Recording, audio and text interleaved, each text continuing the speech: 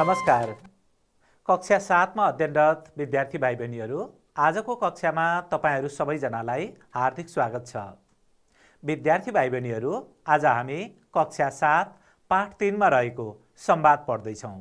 संवादको शीर्षक के रहेको छ? पाठ्यपुस्तक हेर्नुहोस् त। स्याबास भाइ बहिनीहरू, पाठ भेटिहाल्नुभयो। स्वरोजगारीको महत्त्व। यही पाठसँग सम्बद्ध भएर आज हामी विभिन्न क्रियाकलापहरू गर्नेछौँ। भाइ बहिनीहरूले आफ्ना लागि चाहिने कापी, पाठ्यपुस्तक, कलम, सिसा कलम तयारी अवस्थामा राखिसक्नुभयो होला, होइन त?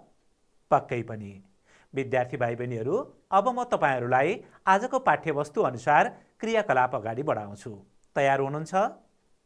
विषयवस्तुहरू सुन्नुहोस्, हेर्नुहोस् र छलफलमा पनि सहभागी हुनुहोस्। अगाडि बढौँ है त। हेर्नुहोस् त भाइ बहिनीहरू, बोध र अभिव्यक्ति खण्डको प्रश्न 13 मा दिएको निर्देशन र चित्र तपाईहरू सँगसँगै देख्नुहुन्छ। पढ्नुहोस् त। तल दिइएको चित्र हेर्नुहोस् र वर्णन गर्नुहोस्। हामीले चित्र हेरेर चित्र वर्णन गर्नु पर्यो। कस्तो रमाइलो अभ्यास। हेरौँ त भाइ बहिनीहरू, यहाँ चित्रमा के देख्नुहुन्छ? सबैभन्दा पहिला त म तपाईहरूलाई परिवेशसँग सम्बन्धित रहेर केही प्रश्नहरू गर्छु। हेर्नुहोस् त, यो कुन ठाउँको चित्र होला? हिमाल, पहाड अथवा तराई? पक्कै पनि तपाईहरूको अनुमान सही छ।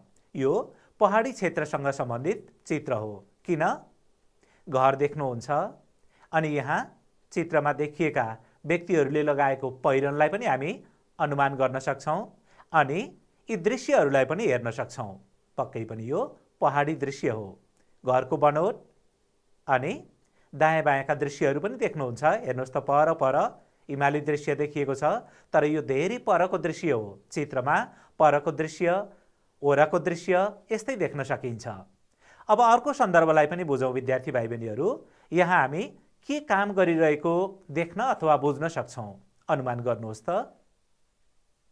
पक्कै पनि तपाईहरूको अनुमान सही छ। कस्तो हरियाली पाटाहरू अनि किसान, यहाँ कोदाली, हेर्नुहोस् त, कोदाली खेतमै छोडिएको छ, पाटामा छोडिएको छ अनि कोही व्यक्तिलाई नमस्कार आदान प्रदान गरिरहेको हामी देख्छौँ। एकले अर्कोलाई नमस्कार गरिरहेका छन्।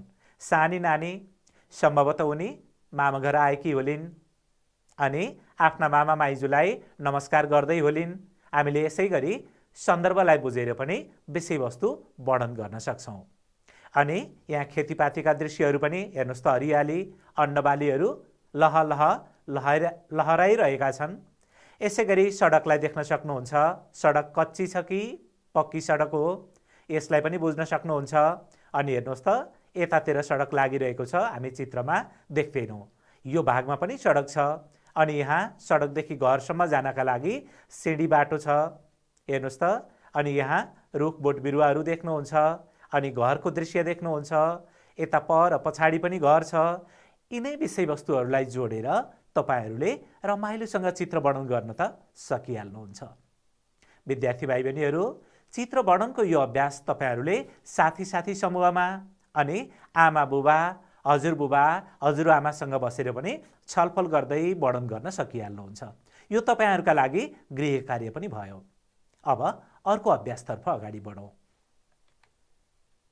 सुनाइ पाठ 3 सँग सम्बद्ध भएर हामी केही क्रियाकलापहरू गर्नेछौँ। विद्यार्थी भाइ बहिनीहरूका लागि मैले श्रव्य सामग्री ल्याएको छु। यो श्रव्य सामग्री ध्यानपूर्वक सुन्नुहोस् अनि त्यसपछि श्रुतिबोधात्मक अभ्यास अथवा सुनाइ र बोलाइ अभ्यास गर्नुपर्ने हुन्छ। ध्यानपूर्वक विषयवस्तुहरू सुन्नुहोस् है त। सुनाइ पाठ 3, टनेल। टनेललाई प्राविधिक भाषामा संरचित संरचना भनिन्छ। बोट बिरुवाका लागि पूर्ण वा आंशिक रूपमा अनुकूल वातावरण बनाई प्रतिकूल मौसममा समेत उत्पादन लिन यस्तो संरचना बनाइन्छ।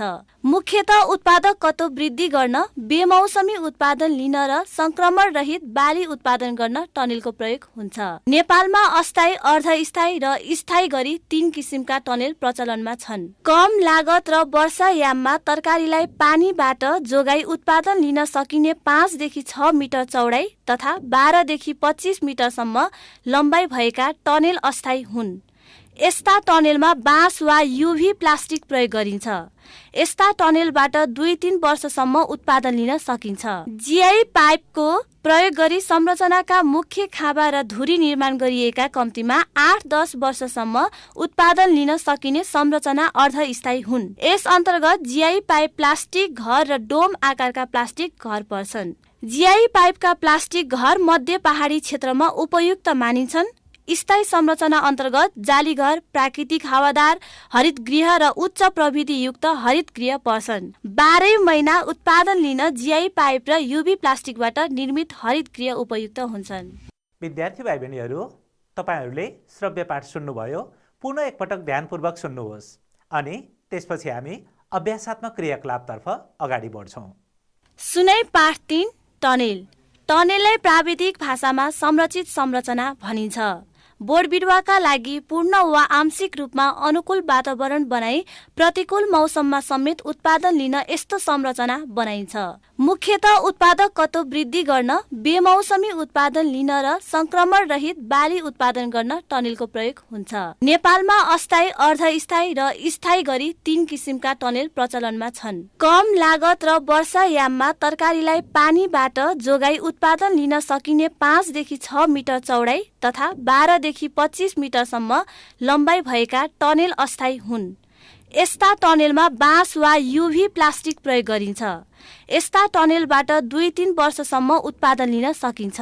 जीआई पाइपको प्रयोग गरी संरचनाका मुख्य खाँबा र धुरी निर्माण गरिएका कम्तीमा 8-10 वर्षसम्म उत्पादन लिन सकिने संरचना अर्धस्थायी हुन्। यस अन्तर्गत जीआई पाइप प्लास्टिक घर र डोम आकारका प्लास्टिक घर पर्छन्। जीआई पाइपका प्लास्टिक घर मध्य पहाडी क्षेत्रमा उपयुक्त मानिन्छन्।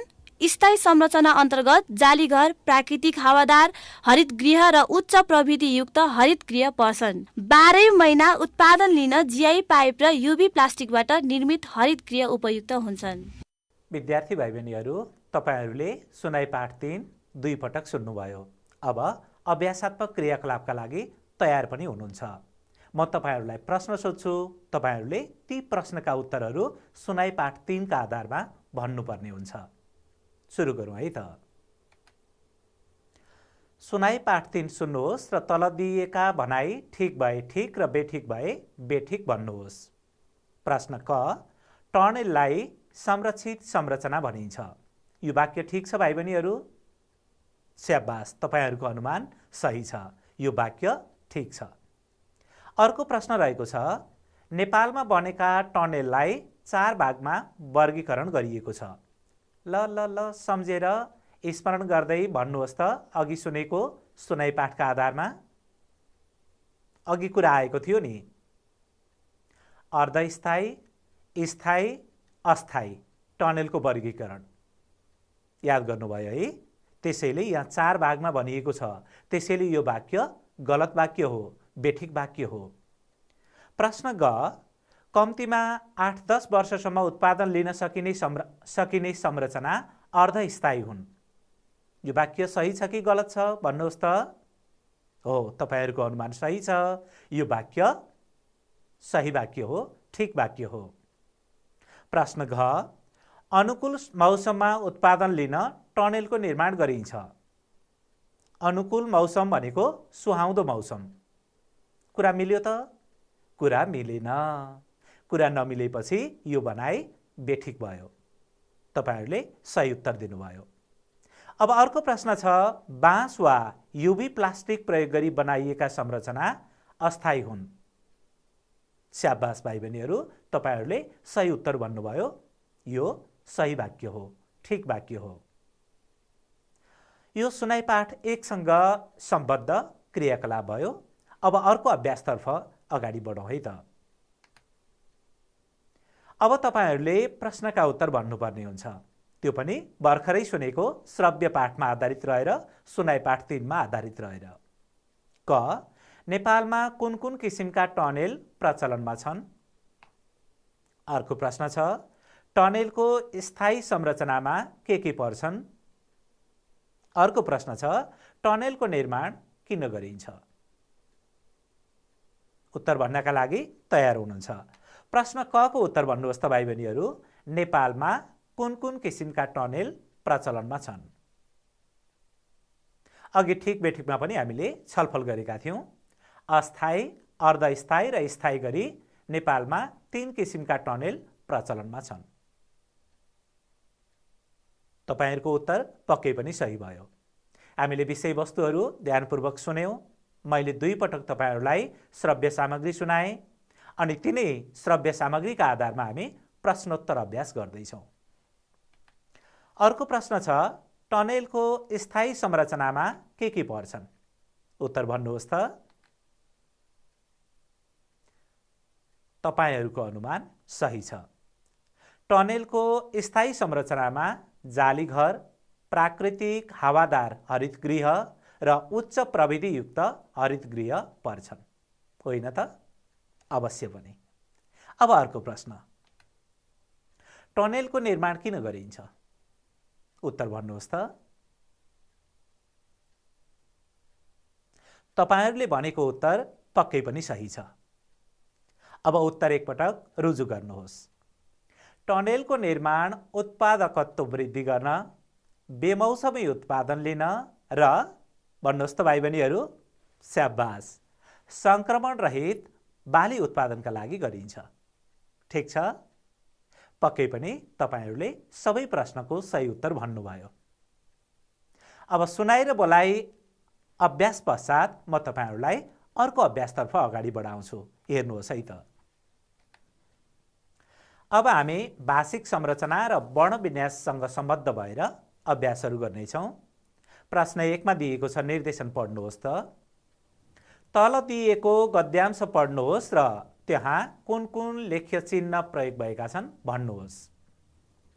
म पढेर पनि सुनाउँछु, तपाईहरू सुन्दै गर्नुहोस् अनि लेख्य चिन्हलाई ख्याल पनि गर्नुहोस्।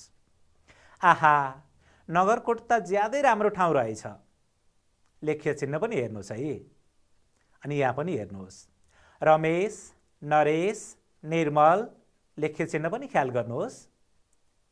रमेश, नरेश, निर्मल र मुना आज त्यहाँ घुम्न जाँदैछन्। के तिमी पनि उनीहरूसँग जान्छौ? केटाकेटी पनि त्यहाँ वनभोज खान जान्छन्। त्यहाँ त विदेशी अतिथि पनि सूर्योदय हेर्न जान्छन् रे। अब छलफल गरौँ है त भाइ बहिनीहरू। एउटा यो लेख्य चिन्ह देख्यौँ हामीले सुरुमै, आहा भन्दा पछाडि। हेर्नुहोस् त, यसलाई के भन्छन् भाइ बहिनीहरू? उद्गार चिन्ह भन्छन्। विस्मयादिबोधक चिन्ह पनि भनिन्छ। अर्को हेर्नुहोस्, यो त सजिलो छ, भनिहाल्नुभयो। स्याबास भाइ बहिनीहरू, पूर्ण विराम चिन्ह। अब अर्को लेख्य चिन्ह पनि हेरौँ। यसलाई के भनिन्छ? हो त, अङ्ग्रेजीमा कमा पनि भन्ने गरिन्छ।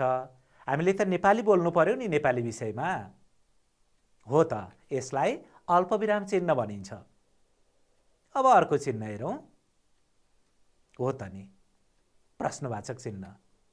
प्रश्न चिन्ह, प्रश्नवाचक चिन्ह एउटै हो कुरा। कस्तो सजिलो अभ्यास, कस्तो रमाइलो अभ्यास। लेख्य चिन्हसँग सम्बन्धित अभ्यासहरू हामी गर्दैछौँ। अब प्रश्न 2 तर्फ अगाडि बढौँ। हेर्नुहोस् है त। जोडा मिलाउनुहोस् भनेर हामीलाई दिएको छ। हामीले चिन्हका नाम अनि सङ्केतका नाम चिनेर जोडा मिलाउनु पर्ने हुन्छ। सकिहाल्नुहुन्छ। यो त रमाइलो अभ्यास, सजिलो अभ्यास। पूर्ण विराम कहाँनिर छ? हेर्नुहोस् त, हेर्नुहोस्।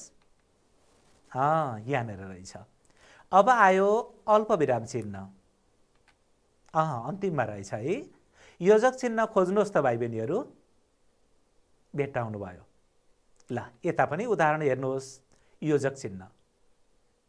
अर्को छ कोष्टक चिन्ह। कति सजिलो। अब बाँकी रह्यो 2वटा बाँकी रहेका छन्। एउटा उद्गार चिन्ह। हेर्नुहोस् त, भेटाइहाल्नुभयो। अब के बाँकी छ? प्रश्न चिन्ह बाँकी छ। यता चिन्हका नाममा अन्त्यतिर अनि सङ्केततिर चाहिँ कहाँ रहेछ? हो त, सङ्केततिर चाहिँ सुरुमा रहेछ। यसरी तपाईहरूले चिन्ह, लेख्य चिन्ह र तिनका सङ्केत बीच जोडा मिलाउन सकिहाल्नुहुन्छ। अब प्रश्न 2 पश्चात हामी प्रश्न 3 तर्फ अगाडि बढ्छौँ। हेर्नुहोस् है त। प्रश्न 2 पश्चात विद्यार्थी भाइ बहिनीहरू, आजको कक्षामा हामीले अहिलेसम्म के कुराहरू सिक्यौँ स्मरण गर्नुहोस् त, सम्झनुहोस् त। हो त नि, सुरुमै हामीले चित्र हेरेर चित्र वर्णन गर्ने तरिका सिक्यौँ। मैले केही प्रश्नहरू सोधेँ, तपाईँहरूले उत्तर पनि भन्नुभयो, केमा आधारित भएर? चित्रमा आधारित भएर। अनि यसपछि सुनाइ पाठ 3 का आधारमा सुनाइ र बोलाइसँग सम्बन्धित रहेर अभ्यासहरू गऱ्यौँ। अनि लेख्य चिन्ह पहिचान गर्न पनि सिक्यौँ। अझै अगाडि हेर्नुहोस् है त। भाषिक संरचना र वर्णविन्यास खण्डको प्रश्न 3 मा दिएको निर्देशन पढ्नुहोस् त।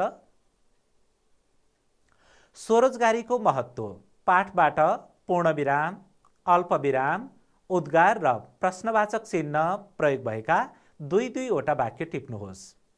हामीले पाठबाट यी चिन्हहरू लेख्य चिन्ह रहे, यी चिन्हहरू प्रयोग भएका 2-2 वटा वाक्य टिप्पण गर्नुपर्ने रहेछ। भाइ बहिनीहरू, म तपाईहरूलाई केही नमुना देखाउँछु। यो उदाहरण अथवा नमुना हेरेर तपाईहरूले यस्ता लेख्य चिन्हहरू टिप्पण गर्न त सकिहाल्नुहुन्छ। लेख्य चिन्ह प्रयोग भएका वाक्य टिप्पण गर्न त सकिहाल्नुहुन्छ। हेर्नुहोस् त, लेख्य चिन्ह ख्याल गर्नु पर्यो। पढ्दै जानुहोस्। हो, तिमीले सही प्रश्न गर्यौ। के प्रयोग भएका छन्? हामीलाई माथि के भनिएको छ हेर्नुहोस् त। सुरुमै अल्पविराम आएको छ। यो वाक्य टिप्दा मिल्यो। अनि यहाँ पूर्णविराम पनि प्रयोग भएको छ। यसै गरी तपाईँहरू पढ्दै अनि लेख्य चिन्ह ठम्याउँदै अगाडि बढ्नुपर्ने हुन्छ।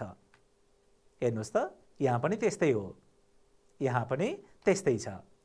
अब हेर्नुहोस् त भाइ बहिनीहरू, स्वरोजगारीको क्षेत्र निकै फराकिलो छ। यो कुन चिन्ह प्रयोग भएको वाक्य भयो? पूर्णविराम चिन्ह प्रयोग भएको वाक्य भयो। अब अर्को पनि हेरौँ न। हेर्दै हुनुहुन्छ। सिकर्मी, डकर्मी, प्लम्बिङ, वायरिङ, मार्बल र टाइल जडान, रेडियो, घडी, टेलिभिजन, मोबाइल, कम्प्युटर, गाडी, मोटरसाइकल आदि मर्मत सम्बन्धी काम गर्न सकिन्छ। यहाँ प्रयोग भएका लेख्य चिन्हहरू हेर्नुहोस् त। अल्पविराम हो त। अनि अन्त्यमा चाहिँ पूर्णविराम चिन्ह। यसरी तपाईँहरूले वाक्य टिप्पण गर्दै जानु पर्यो। हेर्नुहोस् त, यहाँ चाहिँ कोष्टक अनि उद्गार चिन्ह, अनि यतातिर हो त प्रश्न चिन्ह, यता पनि प्रश्न चिन्ह। यी बाहेक अरू पनि स्वरोजगारीका क्षेत्र होलान् कि? प्रश्न सोधिएको छ। सक्नुहुन्छ है? यो त उदाहरण हो। उदाहरण हेरेर तपाईँहरूले अभ्यास गर्न सकिहाल्नुहुन्छ। अब अर्को प्रश्नतर्फ जाउँ। मैले तपाईँहरूलाई केही थप सामग्री पनि ल्याएको छु। म अगाडि सेतुपाटीमा यसलाई टाँसेर देखाउँछु अनि छलफल गर्दै हामी क्रियाकलाप अगाडि बढाउनेछौँ। भाइ बहिनीहरू, सामग्री देख्नुभयो। अभ्यास 4 मा दिएको निर्देशन हेरौँ त।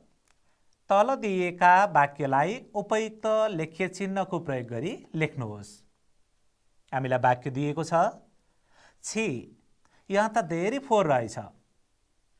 अर्को वाक्य, रचना, सरोज, सिर्जना र अनामिका पोखरा गए। प्रश्न ग हेर्नुहोस् त। कोभिड-19 ले गर्दा विश्वमा धेरै धनजनको क्षति भयो। लेख्य चिन्ह प्रयोग नै भएको छैन। मिल्यो त? मिलेन। घ, के शारदा र भैरवी दिदी रारा घुम्न जानु होला? हेर्नुहोस् त, पूर्णविराम चिन्ह छ। मिल्यो त? सोच्दै गर्नुहोस् है। अर्को प्रश्न, आहा, कति सुन्दर हिमाल देखियो। प्रश्न सोधेको हो त यो वाक्यमा? सोच्दै गर्नुहोस्। अनि अब छलफलतिर लागौँ। भाइ बहिनीहरू, प्रश्न क मा के अपुग भएको छ कि बढी भएको छ? कुन लेख्य चिन्ह पुगेको छैन, कुन लेख्य चिन्ह बढी भएको छ अथवा मिलाइएको छैन? हेर्नुहोस् त। सुरुमा छि, उद्गार चिन्ह, अनि अन्त्यमा पूर्णविराम चाहिन्थ्यो। अब अर्को प्रश्न, रचना, सरोजपछि के चाहिन्छ होला? हो त, अल्पविराम नै हो। अनि अन्त्यमा पूर्णविराम प्रयोग भएको छ। ठिक छ। प्रश्न ग हेरौँ। हेर्नुहोस् त, पूर्णविराम चिन्ह प्रयोग गर्नु पर्यो। अनि प्रश्न घमा हेर्नुहोस् त, प्रश्न सोधेको छ नि है। त्यसो भएपछि के हुनु पर्यो? प्रश्नवाचक चिन्ह हुनु पर्यो। अनि अन्त्यमा हेर्नुहोस् ङ प्रश्नमा, आहा कति सुन्दर हिमाल देखियो, पूर्णविराम चिन्ह। यसरी तपाईहरूले लेख्य चिन्ह प्रयोग गर्दै वाक्यमा मिलाउन सकिहाल्नुहुन्छ अथवा उपयुक्त लेख्य चिन्हलाई यसरी मिलाएर पुनर्लेखन गर्न सकिहाल्नुहुन्छ। अब अर्को अभ्यासतर्फ अगाडि बढौँ। अर्को अभ्यास त तपाईहरूका लागि थप अभ्यास हो। भाइ बहिनीहरू यसलाई टिपोट गर्नुहोस्। यो तपाईहरूका लागि थप अभ्यास भयो। क, आज आकाशमा बादल लागेको छ, खाली ठाउँमा उपयुक्त लेख्य चिन्ह भर्नुहोस्। विजया खाली खाली, कमल र निर्जला स्कुल गए। स्याबास खाली खाली, तिमी प्रथम भएछौ। तिमीलाई मनपर्ने फुलको नाम के हो? यी लेख्य चिन्हहरू भर्नुपर्ने हुन्छ खाली ठाउँमा। आवश्यकता अनुसार लेख्य चिन्हहरू भर्ने गर्नुहोस्। यो तपाईहरूका लागि गृह कार्य भयो। भाइ बहिनीहरू अझै अगाडि बढौँ। स्वरोजगारीको महत्त्व पाठबाट शब्दको सुरु, बीच र अन्तिममा ह्रस्व उकार लागेर बनेका 3-3वटा शब्द टिपी तिनलाई वाक्यमा प्रयोग गर्नुहोस्। भाइ बहिनीहरू तपाईहरूले प्रश्नको निर्देशन बुझिहाल्नुभयो। मैले केही उदाहरण पनि ल्याएको छु। उदाहरण हेर्नुहोस् है त। यो भयो पाठका केही संवादहरू, कुराकानीहरू। अनि हामीले यो संवादबाट शब्दको सुरुमा ह्रस्व उकार लागेका शब्द, शब्दको बीचमा ह्रस्व उकार लागेको शब्द अनि अन्तिममा ह्रस्व उकार लागेका शब्द, यिनै कुरा ख्याल गर्नु पर्यो। नमुना पनि हेर्नुहोस्। कुरा, युवा। म तपाईहरूलाई सेतुपाटीमा लेखेर पनि देखाउँछु। हेर्नुहोस् त। कुरा अनि अर्को युवा। शब्दको सुरुमा ह्रस्व उकार मैले सङ्केत पनि गरिदिएँ, बुझिहाल्नुभयो।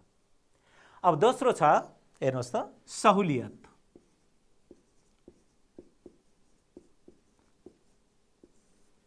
शब्दको सुरुमा ह्रस्व उकार छ कि बीचमा छ?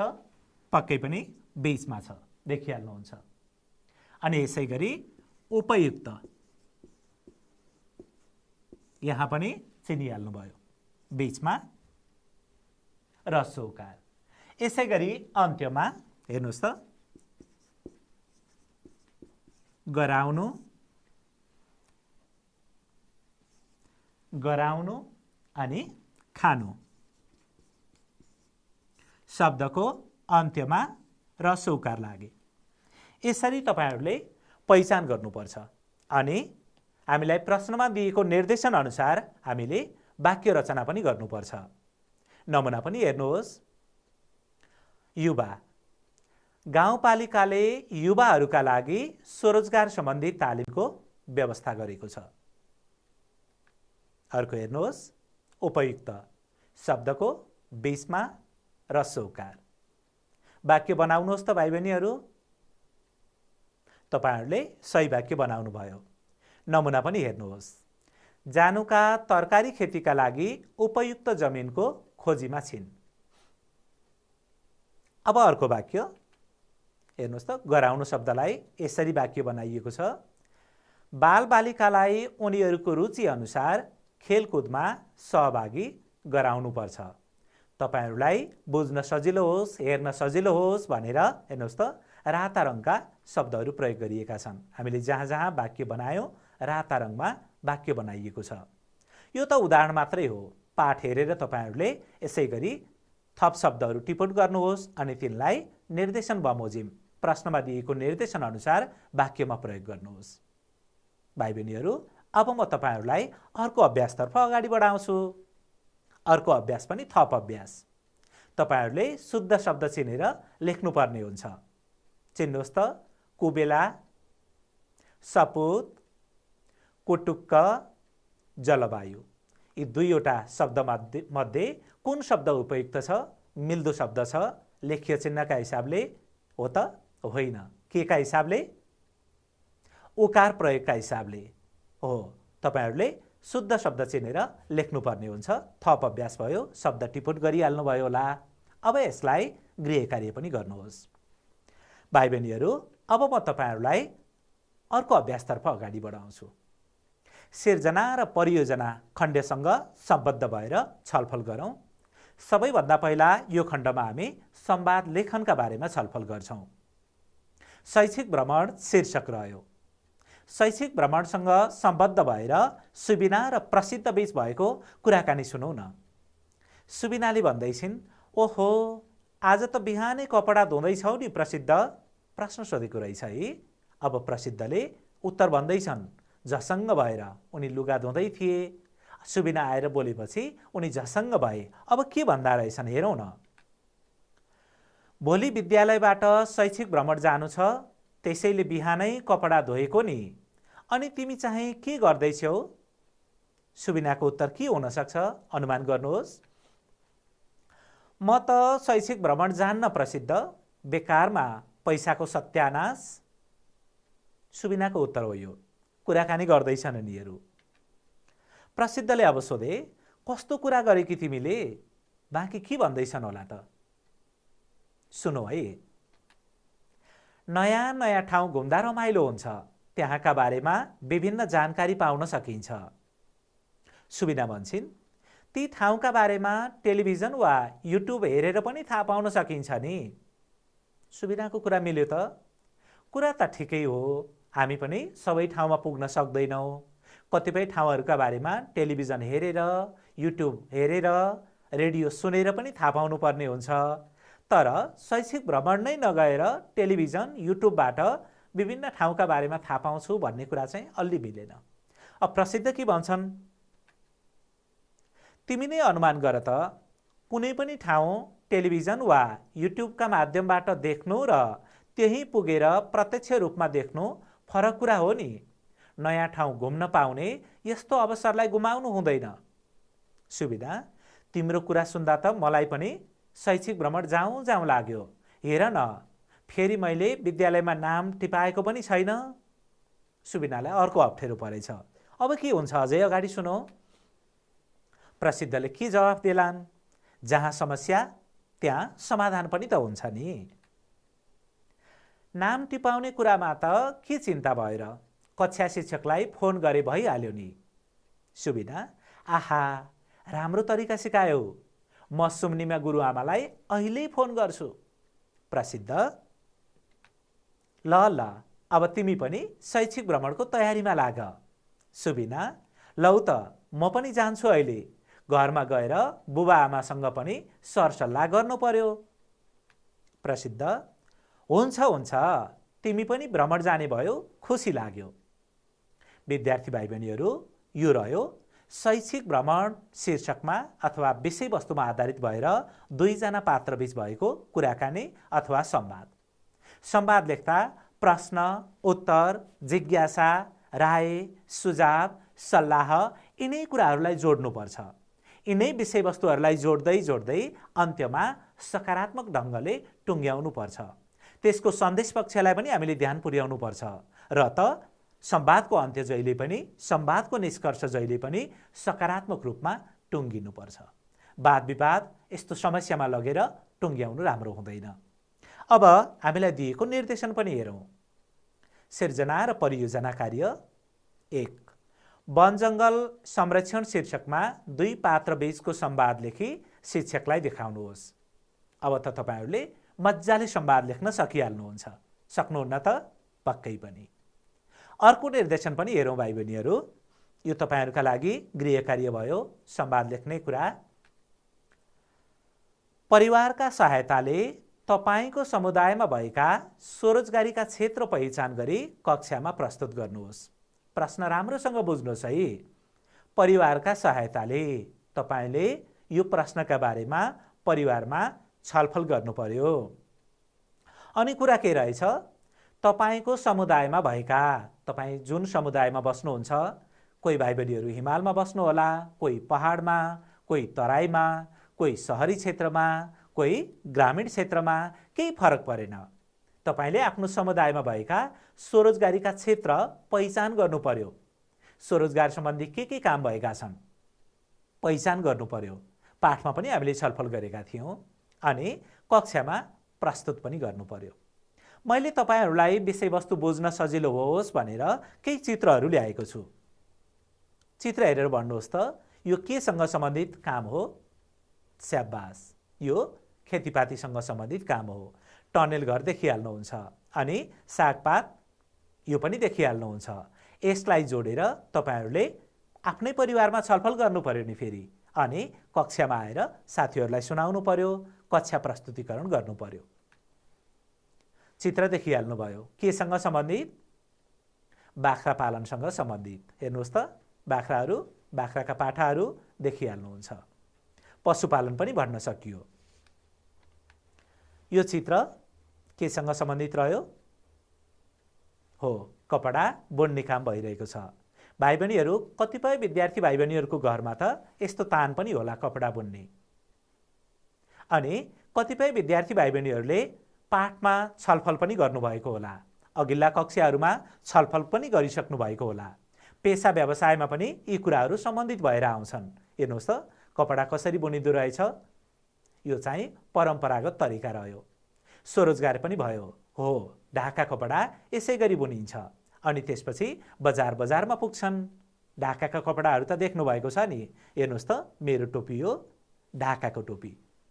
तपाईहरूका पनि घरमा ढाकाका कपडाहरू पक्कै पनि छन् होला। अनि हामीले स्वदेशी उत्पादनलाई प्रयोग गर्न पनि सिक्नुपर्छ। सकेसम्म हामीले आफ्नै देशमा बनिएका, उत्पादन भएका, बनाइएका सामानहरू प्रयोग गर्नुपर्छ। अब अर्को चित्र हेरौँ। आहा, कस्तो राम्रो है। यी सामान त तपाईहरूको घरमा पनि छन्। के हो नि? डाला। अनि हेर्नुहोस्, यहाँ केही महिलाहरू डाला बुन्दैछन्। हेर्नुहोस् त, डाला बुन्नका लागि के चाहिन्छ? बाँस चाहिन्छ। यहाँ प्लास्टिकका डोरी अथवा सुतली भन्ने गर्छौँ हामी, त्यसलाई पनि प्रयोग गरिएको छ अनि डाला उत्पादन भइरहेको छ। हेर्नुहोस् त, यहाँ हरियो रङमा, यहाँ नीलो रङमा प्लास्टिकलाई यसरी बिटमा बाँध्ने काम गरिएको छ। हो, यो पनि स्वरोजगारसँग सम्बन्धित काम रह्यो। विद्यार्थी भाइ बहिनीहरू, यो पनि तपाईहरूका लागि, यो भन्नाले सिर्जना र परियोजना खण्डका दुवै अभ्यासहरू तपाईहरूका लागि गृह कार्य भए। आजको कक्षामा हामीले के सिक्यौँ? एकपटक फेरि छलफल गरौँ त। हो, पाठबाट पूर्णविराम, अल्पविराम, उद्गार र प्रश्नवाचक चिन्ह प्रयोग भएका वाक्य टिपुट गर्न सिक्यौँ। उपयुक्त लेख्य चिन्ह प्रयोग गरी वाक्य लेख्न सिक्यौँ। पाठबाट सुरु, बीच र अन्तिममा ह्रस्व उकार लागेका शब्द टिपुट गरी वाक्य बनाउन सिक्यौँ अनि दुईजना पात्र बीच संवाद लेख्ने तरिका सिक्यौँ। त्यसै गरी आफ्नो समुदायमा स्वरोजगारीका क्षेत्र पहिचान गरी, आफ्नो समुदायमा भएका स्वरोजगारीका क्षेत्र पहिचान गरी कक्षा प्रस्तुति गर्न पनि सिक्यौँ। आजको कक्षामा सक्रियतापूर्वक भाग लिनुभएकोमा सम्पूर्ण विद्यार्थी भाइ बहिनीहरूलाई धेरै धेरै धन्यवाद। अर्को कक्षामा पनि हामी यसै गरी रमाइला पाठ्यवस्तुहरू लिएर आउने नै छौँ। तबसम्मका लागि बिदा माग्ने अनुमति चाहन्छु। धन्यवाद। नमस्कार।